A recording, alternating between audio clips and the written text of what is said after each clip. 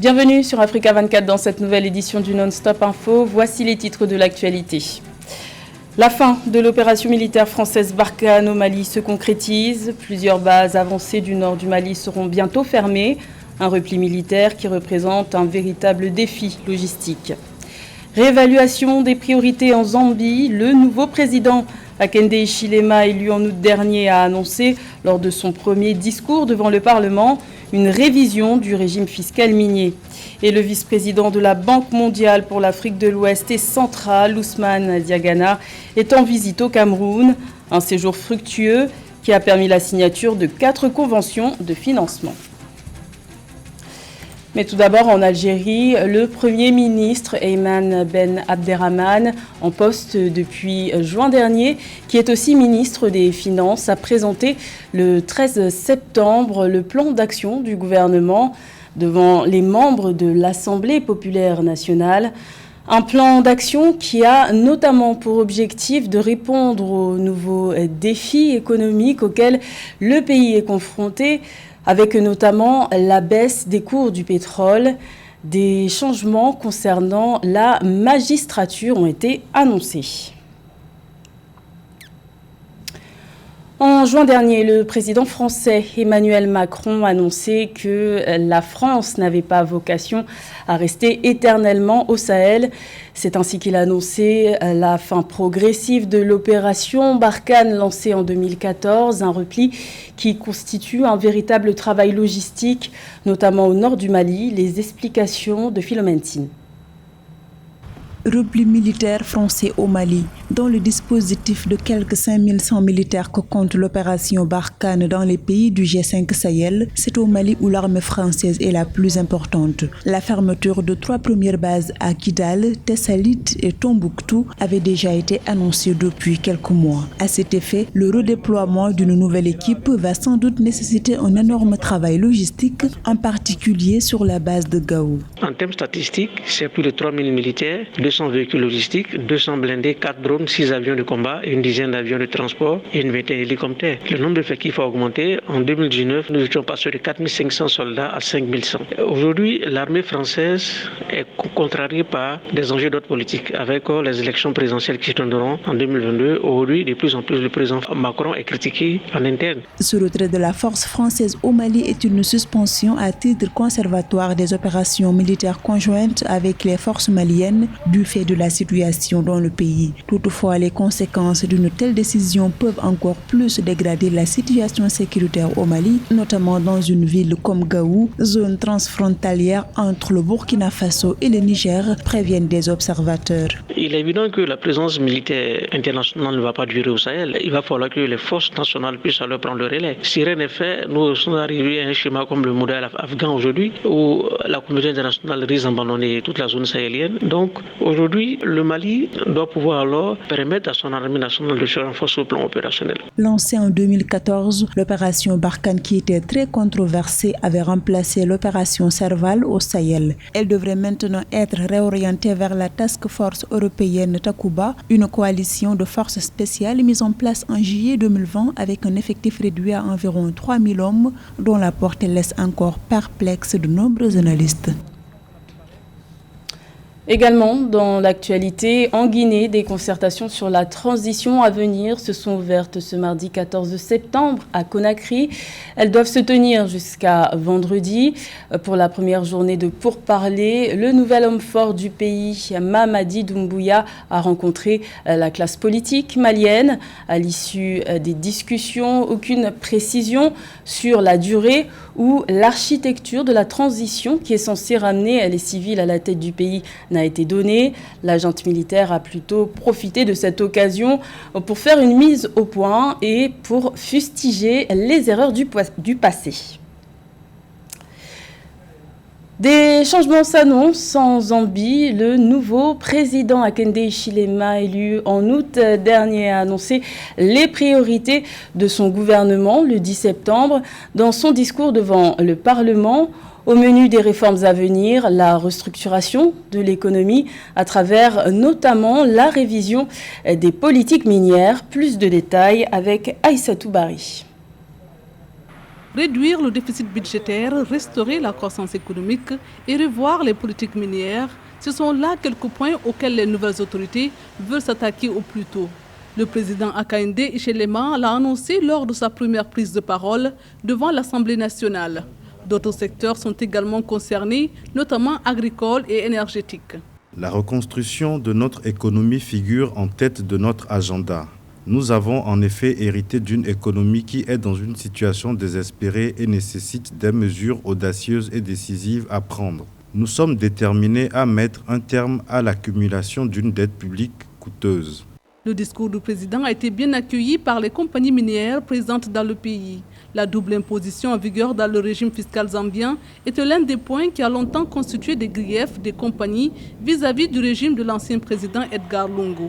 Introduit en 2018, ce régime fiscal était en effet jugé non compétitif par les compagnies. L'enjeu ici consiste en la viabilité et en la compétitivité du secteur minier zambien. Et tout le monde sait qu'il y a 2 ans environ, la Zambie avait adopté un nouveau régime fiscal qui surtaxait en réalité le secteur minier, ce qui était de nature à décourager et l'activité économique et donc rendre en même temps le secteur minier peu compétitif par rapport au monde. Parce qu'on vous le rappellera que la Zambie avait donc de ce point de vue le taux de taxation le plus élevé du monde, ou parmi les plus élevés du monde. Donc réviser ce régime fiscal qui pénalisait l'activité du secteur minier, cela permet d'accroître l'activité dans le secteur et donc conséquemment d'améliorer la compétitivité. La Zambie, qui est en défaut de paiement pour une dette estimée à plus de 11 milliards de dollars, cherche à accroître la contribution des mines à l'économie. Le pays espère donc augmenter sa production annuelle de cuivre à 2 millions de tonnes d'ici 2026 contre 822 000 tonnes enregistrées en 2020. La Tanzanie et le Burundi rejoignent la ZLECAf déjà en marche depuis le 1er janvier 2021. Les 2 pays ont accepté de ratifier cet accord de libre-échange continental permettant la libre circulation des biens et des personnes. Rappelons que jusqu'à présent, seulement 42 pays africains ont ratifié la ZLECAf, un projet qui vise à stimuler le commerce intra-africain. Le point avec Marie-Raphaël Antolo. Le Burundi et la Tanzanie ratifient l'accord de libre-échange continental africain. Cette approbation pour un commerce libre intra-africain a été faite le 17 juin et le 9 septembre 2021 par le Burundi et la Tanzanie respectivement. Par cet acte, les 2 pays confirment leur adhésion au principe de libre circulation de biens et services avec toute la communauté d'Afrique de l'Est, mais aussi avec le reste du continent. Il y a plusieurs grilles de lecture quant à l'intégration continentale au sein de la ZLECAf pour la Tanzanie et le Burundi.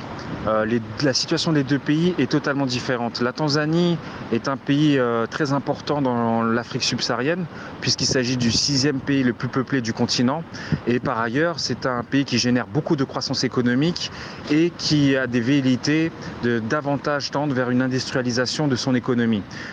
Pour cela, l'intégration au sein de la ZLECAf est une bonne chose puisqu'elle permettra non seulement de diminuer les barrières douanières, de gagner de nouveaux marchés pour son économie locale et cela aura forcément des répercussions positives. D'après le secrétaire général de la communauté d'Afrique de l'Est, Peter Matuki, la ratification massive des pays de la région à cet accord permettrait aux Africains de l'Est d'accéder à un grand marché continental et d'augmenter les exportations de la CAE vers les pays africains en dehors du bloc. Par ailleurs, selon la source, cet accord facilitera la circulation des personnes à travers l'Afrique, fera progresser les aspirations commerciales et de développement de la région en particulier et du continent en général.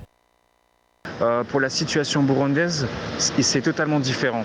Le pays est endetté, c'est un pays qui est très très peu industrialisé et qui pourrait être ces pays proies pour d'autres pays beaucoup plus puissants au niveau économique. Et ça, c'est l'une des craintes des autorités locales. Par ailleurs, comme nous savons que l'avenir du continent africain passera vers davantage de libéralisation avec des commerces intra-africains beaucoup plus importants que celle-là aujourd'hui puisqu'il s'élève uniquement à 8% d'échanges entre des pays africains et avec cette cette dimension continentale du marché, cela ne va être que bénéfique à moyen long terme pour le Burundi. Rappelons qu'outre la Tanzanie et le Burundi, autres États partenaires de la CAE à avoir déjà ratifié l'accord sont le Kenya, le Rwanda et l'Ouganda. Pour le Soudan du Sud, il a déjà signé l'accord de libre-échange continental mais ne l'a pas encore ratifié. Selon le secrétaire général du bloc de la CAE, le bloc met actuellement en œuvre un cadre pour le développement du commerce grâce à la numérisation des marchés, la diffusion de l'information et la présentation des produits et des opportunités de marché de la région.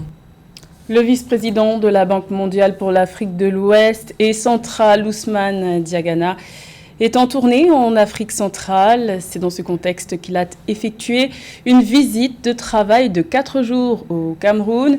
Une visite notamment portée sur la signature de 4 conventions de financement d'un montant de plus de 400 milliards de francs CFA. Les précisions de Joël Ballot. Ousmane Diagana, vice-président de la Banque mondiale pour l'Afrique de l'Ouest et centrale, est en visite de travail au Cameroun. Du 12 au 15 septembre 2021, le représentant de l'institution financière pour l'Afrique va échanger avec les autorités gouvernementales sur le lancement de nouveaux programmes de développement dans les secteurs de l'énergie, de l'éducation et des services. En tant qu'institution de développement, nous sommes venus dire aux Camerounais que nous sommes avec eux, que nous sommes avec les pays.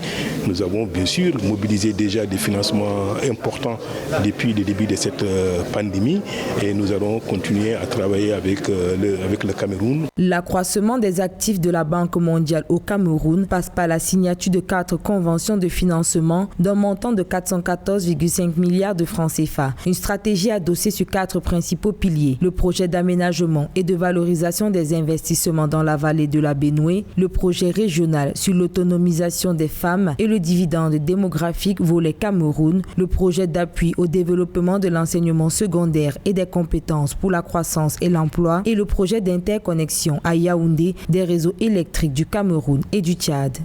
Notre partenariat couvre le secteur de l'éducation, de la santé, de l'éducation, de l'énergie. Et mesdames et messieurs les ministres ont été très clairs, n'est-ce pas, dans leurs interventions pour nous expliquer ce qui se fait déjà dans leur domaine de responsabilité respectif, mais également les défis auxquels ils sont confrontés et comment la Banque mondiale peut contribuer à faire en sorte que ces défis soient surmontés. Précisons qu'à ce jour, les engagements nets de la Banque mondiale dans les pays membres de la CEMAC s'élèvent à plus de 5 milliards de dollars, soit 2778,25 milliards de francs CFA. Ce montant couvre des investissements dans le capital humain, les infrastructures, l'énergie, la foresterie et l'agriculture. L'Afrique du Sud est à ce jour l'un des plus gros émetteurs de gaz à effet de serre de la planète.